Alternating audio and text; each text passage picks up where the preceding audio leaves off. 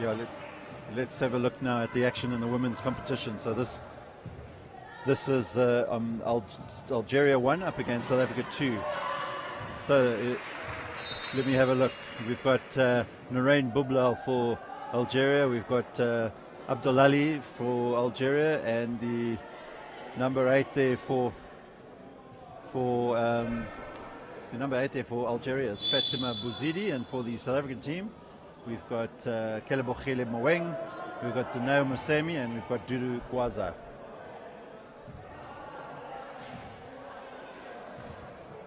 Current score here looks like Algeria 1 and South Africa now 1. Unfortunately, we do not have the angle on the scoreboard for the camera, so we'll do our best to keep you up to date on this score.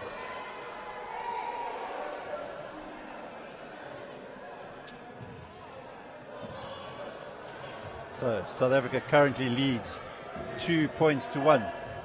So Boublal will look to put up the shot with 1 second left. Doesn't drop. We have 7 minutes 52 left in this first women's game.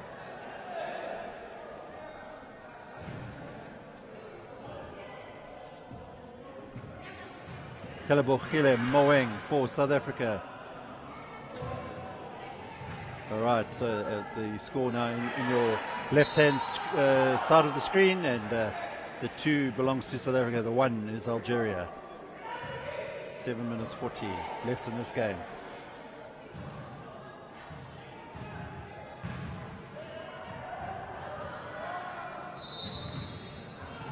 And Roy, obviously, we've been talking a lot about the men's side of the game, the development of the women's game as a whole. How's it? Let's talk Americas. They're developing as the same. It's the characteristic of this game that it's harder to get women involved than it is men, but they are developing. They're doing the same. IWBF has taken the same steps with the women that it has done with the men. So the men have the world under 23, the women have the world under 25. That has helped the women get more opportunities to play high-level games against each other. So it is going, it is developing. We need to give time to time for them to reach the same level of the numbers of playing as the men do. But if you watch across sports, all sports, in many of them, most of them, there are more men playing than women. Characteristic of the 3-on-3 that we were talking, like South Africa was beaten by all games this week by Algeria, and here we have a balanced game. So it is very interesting when you change the discipline, when you reduce the number of players, how the characteristic and the skills needed are different and balances off. Absolutely, that's the one thing about the 3-on-3 game is, we've got number 9 for Algeria, Jamila Kimgani, who has absolutely dominated the tournament on the women's side, and yet the South African girls seem to be keeping her in check right now. So absolutely, and I just need to say the South African team have 8 players that took part in the under-25 Worlds in Thailand. So a young side and showing all the potential. So great work from Wheelchair Basketball South Africa to recognise youth development. Well, each program needs to understand their own moment. South Africa has had great teams before. It reached a moment that the federation decided that it was time to get new players in, and obviously it's going to take time for those players to develop. It's not from night to day. So you will need to give them opportunities to play, to develop, and I'm certain that pretty soon these players will be at the level in their zone that they were a few years ago. No question, no doubt about that. Absolutely, and it's even last year in Thailand, obviously you've got your stronger nations there, but the team from Thailand was put together about 3 months before the tournament, and as the tournament developed, so the players improved. And just looking at some of our under 25 players for the South African team that are in here, the progression that they've made since then has been staggering. So it's good to see, and let's hope let's hope some other countries can also get the women's program up and running. That's the important thing of developing a world calendar, is giving these players opportunity to play at high level most that they can. You only develop when you play at a level that you are challenged. Yeah, absolutely. Well, 5 minutes left in this encounter. South Africa doing well, and 5-2 up. Moeng puts up the shot, doesn't drop. Rebound picked up by Jamila Kimgani. Desperate to not let the South African girls pull away, and seems a little bit off today, and Kelebo Khile Moeng for South Africa. 5 seconds left on the shot clock. She'll need to get something up very shortly, but that will not help her cause, and Algeria once again with possession.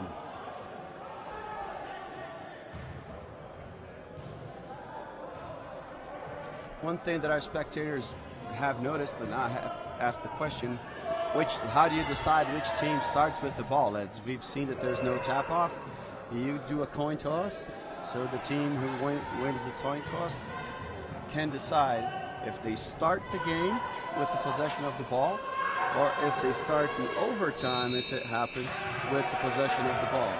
So it's kind of a strategy and a chess play, like, do I start with the ball now, or if overtime happens, do I want the ball because the first team who scored 2 points gets the game? Yeah, absolutely. It sort of adds an interesting dynamic to the strategy that these teams have got to come up with. Just a shout out to Marcos Gonzalez watching from Brazil. Countryman, fala Marquinhos. And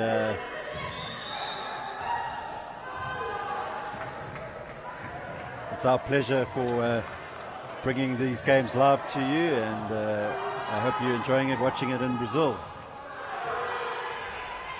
Rebound picked up by the South Africans. They will need to get the ball back over the arc, and Algeria chipping away at that initial 3-point lead. So South Africa definitely want to start converting. They don't want to let the good work of the initial stages slip away. And now Algeria have an opportunity to bring this down to 1 point. And this is the time I congratulate all the organization here in South Africa. It's very important to be broadcasting games as much as we want. It gives the opportunity for people around the world to look at the game, to watch the game, watch what's being done in other countries. And again, watching is also developing. Absolutely, and I know from a South African perspective, a lot of our players are tuning into any possible live broadcast of any wheelchair basketball, and I think it's very important that we, as countries, we showcase this amazing sport.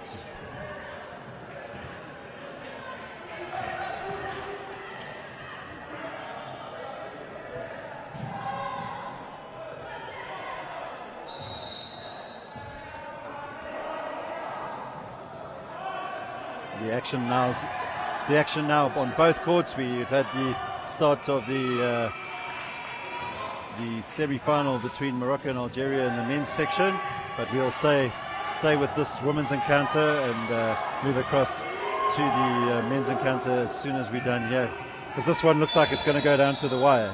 Oh yeah, we got a 1 point difference, 2 minutes to go. This game is very interesting, very close game.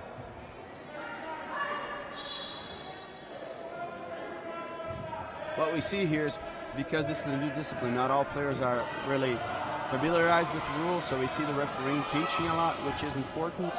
But the more the players understand the rules, the better the game develops. As Algeria draw level, so just some good early work there by the South African girls, but I think now, by the looks of it, Algeria have sort of settled down a bit, and South Africa will need to make every opportunity count. Oh, it's still a tied game, and as we've spoken, mistakes here hurt a lot more than the 5-on-5 game that everybody's used to.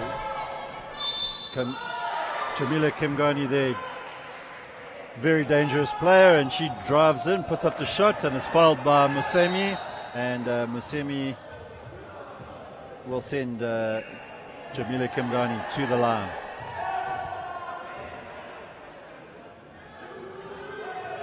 Kimgani now extends Algeria's lead to 7-5, and we have 2 minutes 3 seconds left in this first women's semi-final.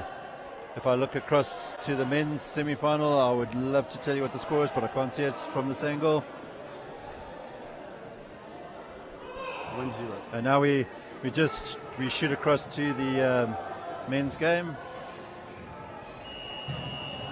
That's another great characteristic of the 3-on-3. You can have 2 games being played in the same court, so it speeds up the game. If you have people watching as we do here, it makes it very interesting for them because play never stops. You have action going on at all times.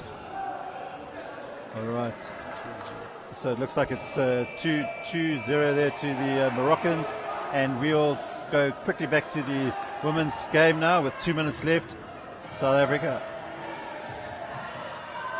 can they pull this back? Gwaza throws up a long, unorthodox looking shot, and it doesn't fall for her. And Algeria. That was a resource she had with the clock winding down. Remember, this 12 seconds go by very fast. Exactly that, and we saw the Algerians just pretty much got possession of the ball, and the time went the very teams quickly. do have only 12 seconds to get the rebound of the ball, get the ball outside of the arc, and then back in again and be in a good position to score. It's a very fast-paced game. Shot clock at 2. She's going to have to throw it up again, and it's a wayward attempt. So South Africa letting the initial good work slip, and Algeria looking I think that's the biggest comfortable. adjustments players will need to do, is that these 12 seconds go by a lot faster than the 24 that they're used to. Yeah. Okay, Abdelali puts it up for the Algerians. It doesn't drop there, and the number 8 is Fatima Bouzidi for Algeria, and unable to pick up the position. So South Africa will try and just narrow this gap. 9 seconds left, 8 seconds, 7 seconds on the shot clock. Gwaza will have to do another long throw. I wouldn't describe that as a shot, really, but it's a difficult adjustment for the Algeria is really guarding way up there, so they're not allowing the South Africans to get close to the basket, making them make long shots, which makes it more difficult.